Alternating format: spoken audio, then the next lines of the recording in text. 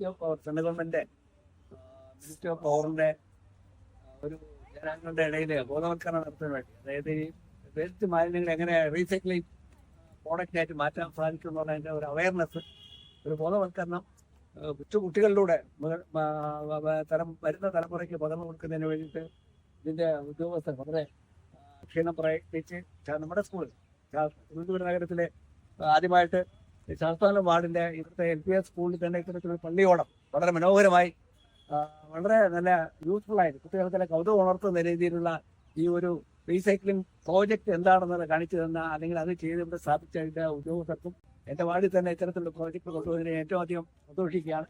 ഒപ്പം HM ടീച്ചർമാരും ഈ RECയുടെ എല്ലാ ഉദ്യോഗസ്ഥർക്കും എൻ്റെ വ്യക്തിപരമായുള്ള നന്ദിയും കടപ്പാടിൻ്റെ നന്ദി. നമസ്കാരം.